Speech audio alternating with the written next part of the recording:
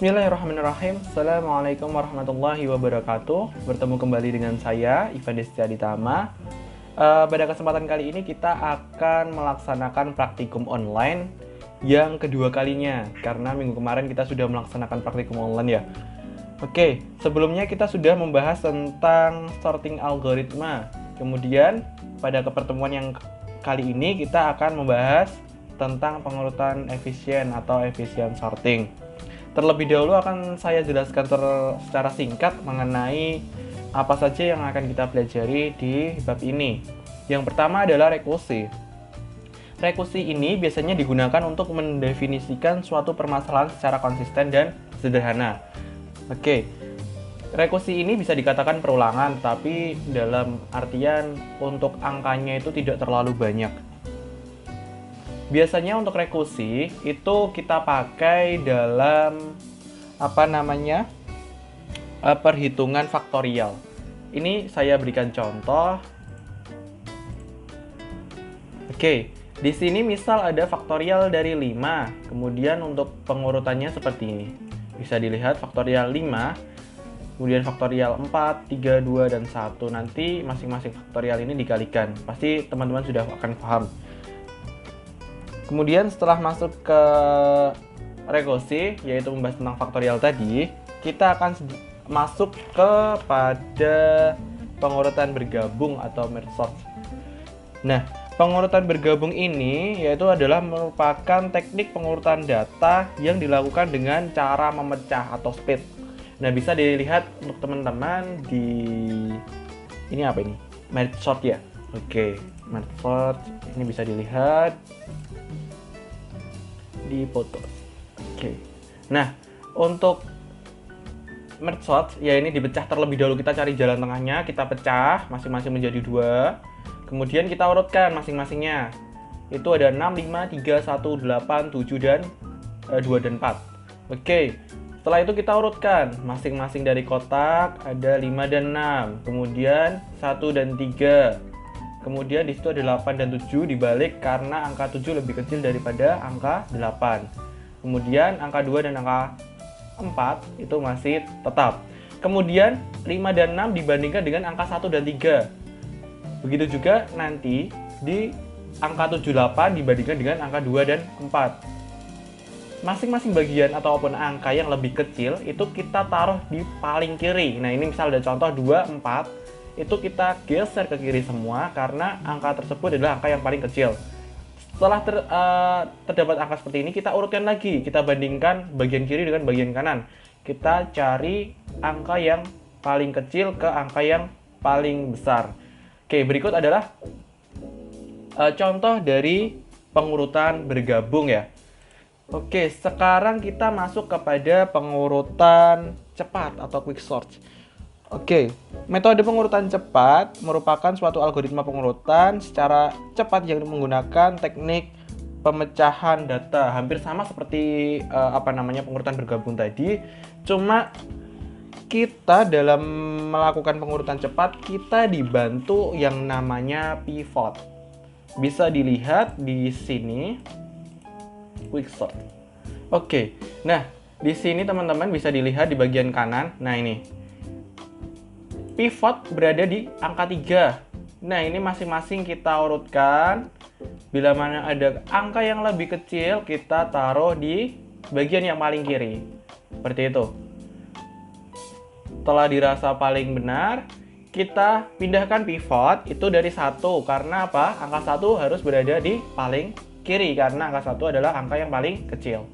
Seperti itu. Oke, lanjut kita masuk kepada heap sort atau pengurutan heap ya. Oke, pengurutan heap. Jadi seperti ini. Pengurutan heap hampir sama seperti model pengurutan tree ataupun pohon. Jadi di masing-masing bagian itu terdapat node, edge, leaf, dan root. Teman-teman bisa buka di bukunya masing-masing ya. Nanti bisa dilihat bagaimana cara kerjanya. Ini saya cuma menyampaikan terkait dengan model bentuknya seperti apa, dan nanti ketika kita membuat program kita akan dapat lebih paham dan lebih tahu. Oke, kita masuk kepada kegiatan. Masuk kegiatan pertama, yaitu di halaman 39. Teman-teman bisa dibuka sambil kita kerjakan bersama. Ini mohon maaf saya tulis terlebih dahulu karena untuk menyingkat waktu biar video ini dapat dikerjakan lebih cepat. Oke, di sini kita tuliskan sama, yaitu diawali dengan include Ustream, kemudian include Gonio, using namespace, in factorial. Nah, ini untuk integer faktorial, untuk menginputkan faktorial. Kemudian kita masukkan main. Nah, ini saya cuma taruh garis miring 2, yaitu artinya komentar. Nah, nanti teman-teman tinggal nulis sama seperti ini saja. Tidak ada yang diubah dari program yang ada di program ini. Seperti itu. Nah, nanti teman-teman tinggal tulis saja. Oke. Ini masing-masing kita tulis satu persatu. Nah, untuk penulisan ini teman-teman diusahakan harus sama ya, karena ini merupakan program yang statis, jadi tidak program yang dinamis dalam artian kita bisa memasukkan angka seenaknya, itu bukan, karena ini program yang hanya menampilkan ini cout contoh 6 faktorial dari 6 faktorial. Nah, nanti akan seperti ini. Kalau sudah, ini bisa langsung di-compile dan nanti jadinya akan seperti, sebentar, ada kesalahan.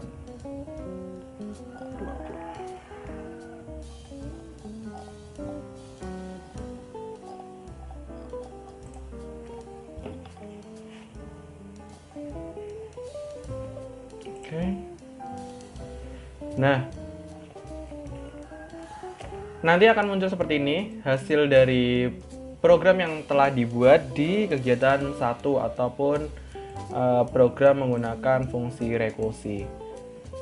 Setelah selesai, kita langsung masuk ke kegiatan yang kedua.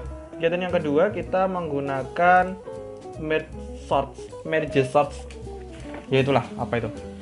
Yaitu kita mulai dengan menuliskan include. Teman-teman bisa langsung saja menuliskan di include ini tanpa memasukkan itu 552 CPP, itu nggak perlu.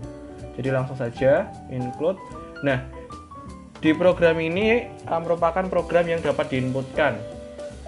Jadi kita nanti modelnya memanggil dari variabelnya, kita nanti menginputkan sejumlah, ada berapa nih kira-kira. Nah, nanti kita coba. Oke, teman-teman bisa menuliskan ini semua sama. Bila mana nanti ada yang kesulitan dari teman-teman bisa ditanyakan lewat grup maupun via personal. Nah, ini merupakan program untuk menampilkan, yaitu adalah nanti pengurutan merge sort, yaitu kita nanti disuruh untuk memasukkan 5 angka bebas, angkanya nanti kemudian dari komputer, dari program yang telah teman-teman buat nanti akan mengurutkan secara otomatis. Pengurutannya seperti tadi, simulasi GIF yang sudah saya lihatkan tadi, modelnya dengan cara memecah angka. Oke, setelah program selesai kita kerjakan, kita langsung aja compile program ini dengan kita memasukkan 5 angka ya. 5 angka, misal kita masukkan 6 enter, 4 enter, 2 enter, 9 enter. Udah berapa nih? 4 tambah 1. Oke, kemudian dari angka yang telah kita masukkan tadi, secara otomatis program akan mengurutkan data yang telah kita masukkan. Di sini sudah tertera ada 1, 2, 4, 6, 9, seperti itu. Kemudian kita langsung masuk ke kegiatan yang ketiga, yaitu kita mengerjakan quick sort atau pengurutan cepat. Bila mana nanti ada teman-teman yang masih ada kesulitan, kita akan bahas lagi bersama-sama. Nanti tinggal teman-teman menghubungi via grup, bertanya via grup boleh, atau melalui person juga boleh, silahkan. Oke, masih sama teman-teman, kita menginputkan data yang telah ada di buku modul. Nah, ini kita asumsikan kita sedang menulis masing-masing dari program awal. Nah, dari kita memasukkan program dimulai dengan include IOStream, include IOM manip ya. Manip. Setelah kita memasukkan include ini, kita memberikan perintah void kepada program, yaitu void quick sort. Kita akan membuat pengurutan cepat. Nah, dalam pengurutan quick atau pengurutan cepat, kita dibantu yang namanya pivot yang tadi sudah saya jelaskan di ini. Kita menggunakan bantuan pivot. Nah, pivot yang digambarkan angka 4 di sini. Kita balik lagi ke sini. Nah, pivot nanti seperti ini nanti bisa difahami. Kita tuliskan saja untuk pengurutan quick sort. Kemudian di sini ada cout, pengurutan quick sort seperti biasa ya, intes. Nah, model pemrograman ini kita menggunakan yang ada di buku ini menggunakan pemrograman statis. Jadi untuk angka sudah ditentukan oleh dari programnya. Nah, mungkin teman-teman nanti kalau misal ada tugas terkait dengan quicksort, mencoba untuk membuat program yang dapat diinputkan oleh user seperti itu. Nah, kita simulasikan bahwasannya kita sedang mengetik ini. Nah, ini sudah cukup benar, tidak ada kesalahan dalam masing-masing program. Oke, di sini kita ada komentar. Komentar ini berada pada sebentar, quicksort.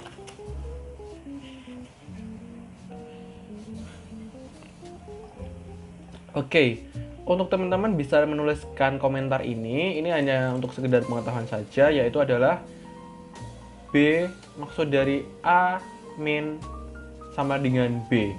B plus sama dengan A, yaitu adalah B mendapatkan nilai asli dari A. Jadi nanti untuk simulasinya seperti yang model tadi. Oke, setelah itu kita langsung saja compile. Nah, nanti akan muncul tampilan seperti ini. Pengurutan quicksort sebelum diurutkan dan sudah diurutkan. Oke, sudah, kita langsung masuk ke kegiatan yang keempat, yaitu adalah kita masuk ke help sort.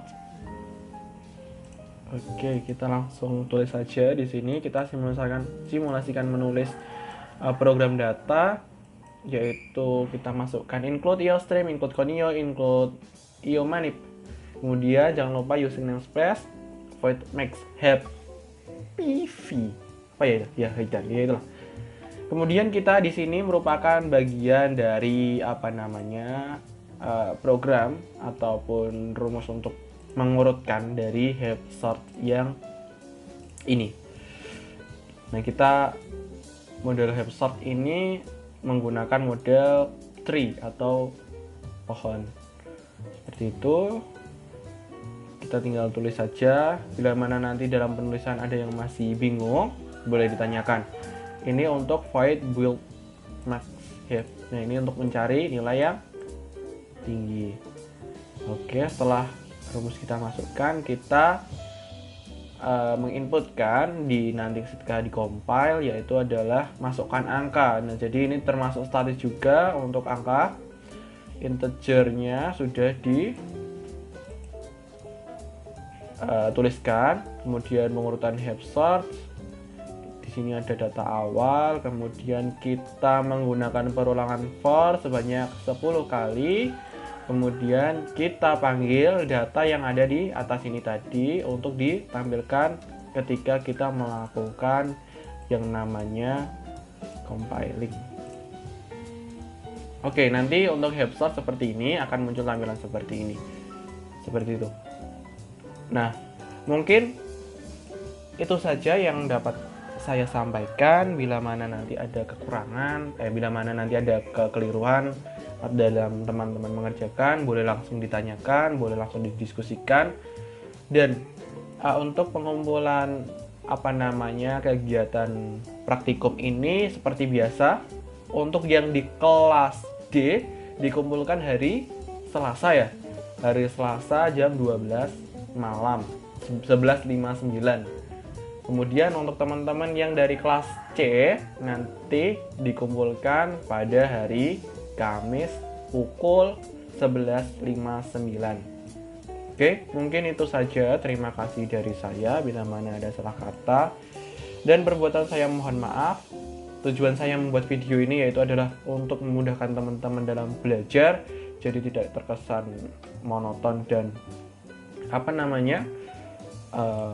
tidak semangat untuk belajar. Ini model pembelajaran baru. Dan oh ya, satu informasi terkait dengan laporan resmi. Untuk laporan resmi saya beri waktu 1 minggu. Nanti kalau belum selesai, kita mungkin kalau untuk kelas D itu nanti pengumpulan di hari Rabu ya. Di hari Rabu tanggal berapa sih? Oke. Nah, di hari Rabu. Di hari Rabu itu ini tanggal berapa sih? Ini tanggal berapa ya? Tanggal 23.